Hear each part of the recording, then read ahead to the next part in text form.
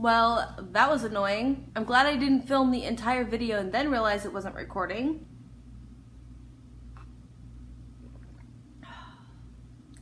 This might be a long one, so get your tea, get your snacks, and get cozy. I'm Michelle with Michelle Loves Books. Welcome back to my channel.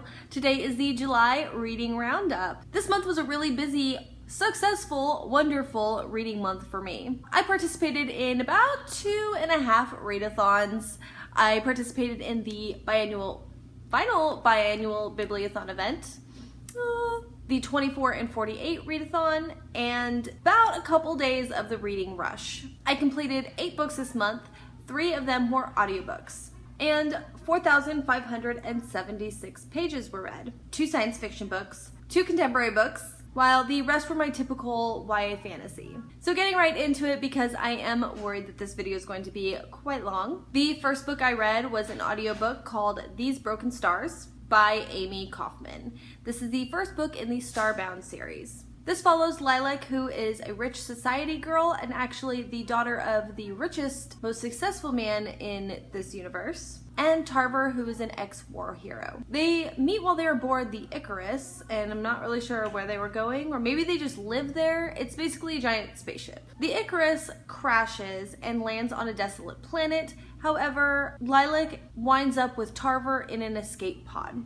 The escape pod wasn't really working very well, and somehow Lilac, who pretends like she's just nothing but fashion and tea parties, seems to actually have a little bit more depth to her because she figures out how to get it to work and lands them safely on this planet. They are the sole survivors of the Icarus. However, even if she has a little bit more depth to her, she's still not really cut out for the wilderness. They decide to go try to find help on this planet, which is very desolate. I believe it wasn't even registered, so they couldn't figure out exactly even where they were. That kind of opens up to the mystery of what is going on. There's something weird that does happen in this book, and I kind of had a problem with it just because it was very weird. That's all I can basically say. It took me a little while to adjust to this idea and try to kind of figure out what it was going on. Once it all kind of clicked into place, I could appreciate it. Nevertheless, it still just kind of left me feeling like that was weird. I don't know. I guess they follow this weirdness. It leads them to like building where they can get help. On their way there, they kind of start to wonder if maybe they're not as alone as they think. So a couple of things that I really liked about this book is that Lilac actually had a little bit more depth to her. Her snobby attitude, there is a reason behind it that gets explained later on, and I think it's pretty reasonable. It's pretty believable. It's not like a flimsy excuse for being a bitch, basically, is all I'm trying to say. That was effective, and I think it's pretty obvious that Lilac and Tarver, as a typical YA, has a romance in it. However, I do feel like it was a really well done hate to love relationship, and kind of under the pretense of a misunderstanding, I thought the development of that relationship was effective. There was a point in the relationship where I felt like I can get on board with this because of the way it's slowly developing, but then it felt like it all of a sudden got rushed and all of a sudden they're like professing their undying love for each other. That's not enough to knock it down a star though. Overall, it was just kind of like, I don't know, maybe just not my thing. So moving on, the next audiobook I read was Catwoman Soul Stealer, which is number 3 in the DC Comic Icons by Sarah J. Maas. This book follows Selina Kyle, Catwoman, obviously, as she escapes Gotham City slums. She returns with the alias Holly Vanderhughes, after being trained with a group of assassins. I thought this was such a cool twist, and it's like it explains why Catwoman has like so many ninja moves. I've always loved Catwoman as a character. She is definitely an anti-hero and she has her own agenda. She's not really with the heroes, she's not really with the villains, and she plays both sides to her benefit. And Sarah J. Maas did an absolutely wonderful job of staying true to the nature of her characters. I also really liked how they explain how Catwoman got her name Catwoman. Selina Kyle in here is kind of like the too cool for school kid. That's what she reminds me of because she's like, oh, superhero names. What the heck is Batman anyways? So cheesy. But she winds up with the name Catwoman. She did not give herself that name. She got called that name because of her suit. And her suit is like super cool and high tech. Like, it's not the cheesy leather outfit that you see any of the other Catwoman renditions. She has like a headset and her helmet. It's just really cool, and I love the way that Sarah J. Maas did that. When it comes to Batman, apparently Batman is out of town and he leaves the city's welfare in the hands of a little apprentice, Batwing. Okay, I don't know. I didn't know how I felt about that at first, but I kind of like it. We also see Harley Quinn and Poison Ivy. Catwoman teams up with these two and they form an alliance. Both of these characters also stay really true to their nature. I really loved seeing Harley Quinn's character because she's very crazy, unpredictable, reckless, and you never can get a hold on what she's gonna do next. Like ticking time bomb. Like, is she gonna freak out on us and like kill us? Is she on board with like our mission that we're here to do? Ivy, on the other hand, is very cool. The only previous knowledge I have of Poison Ivy is from those cheesy Batman movies back in the day. Sarah J. Maas really spent a lot of time on Ivy, fleshing out her character. If you read the comics, I'm sure that she's in there more too, but I've never read Batman comics, so I really don't have a basis for a comparison. Yeah, this is just based on my personal knowledge. Even though she is a villain, she does have a really soft side. It just kind of seems like she can't relate to people, and she has a reason why she can't get close to people. And so I think it's just kind of really set her apart from the get-go. I really like that complexity of her character. There's also some LGBTQ rep in here, which is really fun. Also, Joker makes an appearance. Joker's role is very small, but it adds to Ivy and Harley Quinn's relationship and adds to Harley Quinn's character. The next book I read is The Curiosities by Susan Gloss. I received this as an ARC a while ago. It's about a colony of artists. This follows Neal Parker, who has a PhD in art history, but she doesn't pursue her career because her husband and her want to start a family. So she intends to stay home and raise the child that she's pregnant with. Unfortunately, she and her husband do lose the baby, and this leaves her so devastated. Nell tries to get pregnant again for quite some time with fertility treatments that just leave her in debt, and they aren't working. Push comes to shove when she needs to pay off that credit card debt, so she decides to go out and find a job. She finds an unusual posting for a director of a new nonprofit organization, and it is an artist colony. She's basically given a vague idea of what she's supposed to do and a key, and then left alone to figure it out on her own. 3 artists have already been chosen by the founder, Betsy Barrett, who recently passed away and left her fortune and her estate to the organization. The idea of this organization is to help artists. Artists will come for 1 year to live in the mansion that used to be Betsy's home. They can live there rent-free and have the opportunity to work on their art, meet other artists, and then at the end it was Betsy's wish to showcase the work that they had been working on to kind of get the word out for them to better their careers. Nell tries to learn everything she can about Betsy so that she can best fulfill her vision for the project. Each of the artists are very diverse. They come from different age groups, different experience in their art careers, and they all work in different mediums. Each character is also suffering through their own type of loss or problems, I would say. So I gave this book 5 stars. I thought this was such a fantastic book. I really loved how their friendships formed. At the very beginning, when the artists first moved in, Nell found it very difficult to pull them together and get them talking. I feel like I personally have a little bit of an inside look at what it's like to be artists and artist habits. I used to want to be an artist, but it turns out I suck. Also, I just didn't work at it enough. I was working on other things.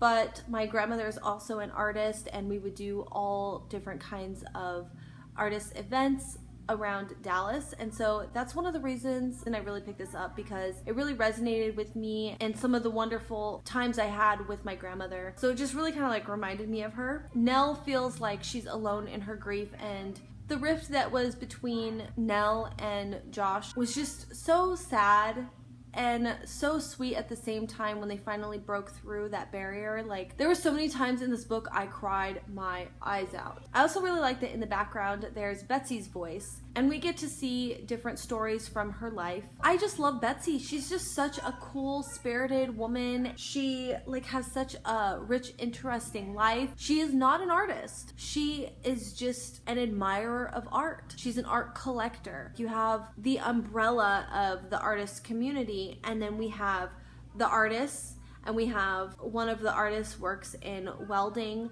the other one's in like visual art with printmaking, and she's been working on different types of media within that kind of genre. And then we have the other artist who does really loud political pieces, and she uses photography, and like she really has like a public message to send with her art.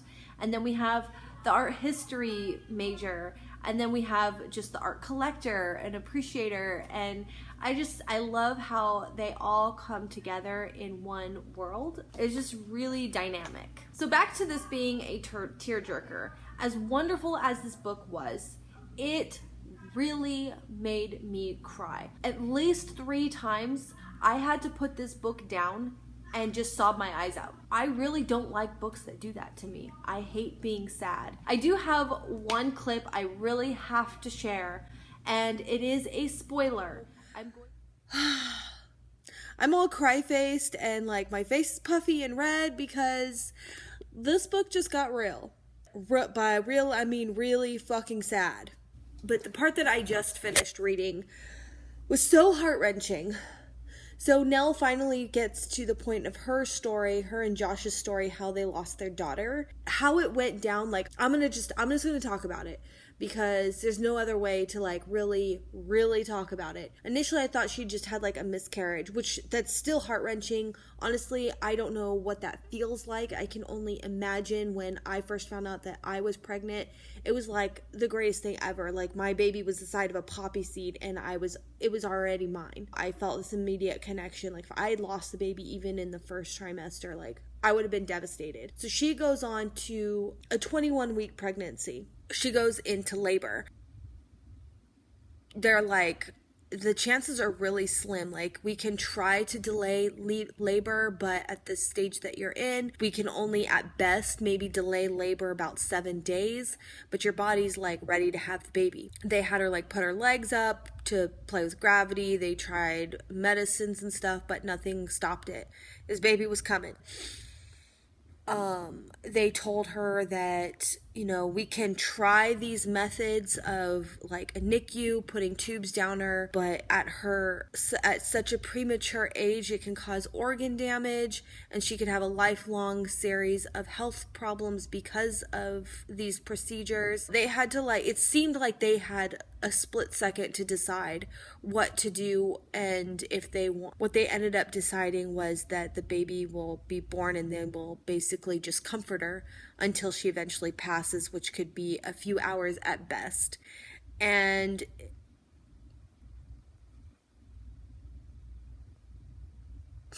okay, I'm crying again.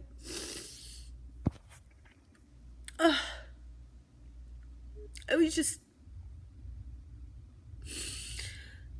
she ends up, so their baby, who doesn't even have a name, lives for 4 minutes. You know what I think makes this sadder is, like, if you are a parent, if you have kids, it's so much more personal. Anything that happens to kids is so personal because you immediately, at least I do, and I don't consider myself like an overprotective parent. I think kids need to go and mess up and fall down and get hurt and stuff like that, but it doesn't mean I don't worry about them and imagine the worst happening and stuff like that either, even if I don't act on every impulse to protect them. I just think that as parents, once you're a parent, like, your entire life turns upside down. As a woman, once you find out you're pregnant, you're a parent. You already have to start changing your ways to take care of your body to protect and grow this baby. And so I think that that's why this is so hard for me to read this chapter. But I was thinking the scenario that they had to go through is probably the hardest scenario. You lose a child because at least if, for example, you had a miscarriage in like your first trimester, I don't know the process that you go through. You know, they're so tiny. I think even a stillbirth is probably a whole different story. But the fact that she was born and she was alive and they had to hold her until she died, I can't even imagine. I would have prayed for an earlier miscarriage just so to avoid that, you know? I don't know. Obviously, like I said, I've never gone through anything like that, but do not read this book if that is a trigger for you. I think that's definitely important trigger warning for this book because that one chapter is just shattering me. Okay, well, it's gonna be a long time before I get over this. Next up is A Court of Thorns and Roses by Sarah J. Maas. I have talked about this book so much, I think, and in my head, I feel like you guys are sick of hearing it. But in actual videos uploaded, I don't think I talk about it as much as I think I talk about it. Anyways, I do have another project I plan on uploading where I do reaction videos, so you can hear more about the book via that. So I'm not like repeating myself, but for the purposes of a wrap-up, I'm going to just kind of tell you what it's about. So this is a Beauty and the Beast retelling with fairies. This is probably my first fairy tale I've really ever read that's centered around fairies. I have read a couple other books where there are fairies within the world, and I've watched TV shows about fairies, but I've never really read a fairy tale book. So that being said, I'm not really familiar with like fairy tale lore. As I've been watching more YouTube videos, I guess it's a big thing. I wasn't even aware of that until recently. So that being said, moving on, Feyre is our main character, and she's the youngest of 3 girls. Their mother, I guess, just walked out on them, and her father is disabled, and so he can't work or chooses not to work. And her sisters don't work, and so Feyre is left to take care of her entire family. And they are also very poor. Apparently they didn't used to always be poor, but they are now because her father suffered a really big loss in his business, leaving them with absolutely nothing. So Feyre is responsible for making sure her family doesn't starve. Hello, Katniss. So she is a human, and she lives south of the wall that separates the human realms from the fairy realms. Fairies are not a secret in this book. Humans are aware of them. However, it's been so many years that they're kind of on the verge of being a myth, but people still really believe it, and there are other people who kind of worship fairies. The most common thing is that fairies are to be feared. So one day while Feyre is out hunting, on a routine hunting, it's winter, and it's really difficult to find game in her usual hunting spots. So she has to venture into the woods, where it has been rumored that fairies have been crossing over into the human realms and loitering around in the woods. She can't go home without anything. She spots a deer that she plans on killing. Oh, also another Katniss thing, she hunts with a bow and arrow. Like, she also spots gigantic wolf with like almost human eyes. She kind of thinks maybe it's a fairy, but it could just be a wolf too. Either way, she's desperate and she needs that deer. So she ends up killing the deer and the wolf, and she takes the deer home, and she also skins the wolf so that she can sell the pelts. Well, apparently this was a fairy. So an enraged beast, who is Tamlin, comes knocking at their door, invoking the treaty that if a human kills a fairy, they must come to the fairy world to live out the rest of their life, or they can die. So Feyre decides to go ahead and go, and she's going to try to find her way back. That's her plan. But it soon becomes apparent that her fears may not be what she anticipated. She was expecting that she was going to basically be a slave and put to work, but instead she's given her own room, she's given dresses, and she can do whatever she wants. She's even free to leave if she wants, but if she leaves the estate, she is likely going to be killed by other creatures in the woods. I absolutely loved this book. I gave it 5 stars. I loved how dark and ominous it was. There were definitely some really shocking sexual bits in here as well. I really liked Feyre as a character. I thought she was a badass character. For the most part, there was a moment where I was getting really irritated by Feyre because she started acting like not herself. I feel like the character that I pinned her for, even though she's cynical and puts a lot of weight on her shoulders, I didn't think she would change so much because she fell for a guy, I guess. All of a sudden, like, starts prancing around in dresses, which is so not like her. Also, she starts painting. I just could not help but feel like they really wrote it up like she paints these amazing masterpieces.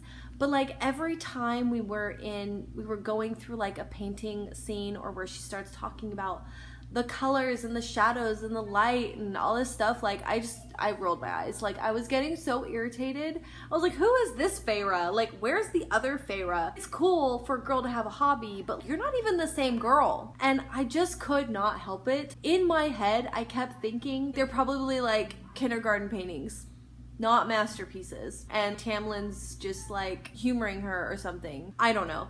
That's just what kept going through my mind through the whole time. I was really critical of those moments, and it was probably not justified, but I just couldn't help it. So Tamlin sends her away, and then she comes back and she goes to save Tamlin. There we go again. It's our old Feyre. She's back and she's a badass. So she's a prisoner put through these trials, and she can have Tamlin back if she completes the trials or can figure out the answer to a riddle. I love that part. I thought it was so much fun. That's when we meet Rhys, right? R-H-Y-S. At first, he was so skeezy. Cannot figure him out. He's a very complex character. I really like him, and I really love the ending, which, again, just go check out the A Court of Thorns and Roses reaction video, which is not even edited yet, so I will try to remember to come back and put a link in the description box when that goes up. Or you can subscribe and hit the bell and you'll get notified when it gets up. I love this book, and I cannot wait to get into the other books. I barely just started the second book. I totally messed up. I started book 3 and I got about 35 pages in, and I was like, what the hell is going on? And so I feel like I had all these things spoiled for me. So then I started book 2, but I just was feeling so angry that I had screwed the whole thing up. But I think I'm over it now. It happened, it's done. Anyway, so I just barely started book 2, and I've been trying to read some other things before I get into that big chunky fantasy. The next book is Scythe by Neal Schusterman. I am so glad I read this book. I had gotten it a long time ago with the intention of reading it, and then it just kept sitting on my shelf and getting put, you know, further back down on the priority list, but it was part of the challenge to read Host's 5-star read, and this was Emma Book's 5-star read.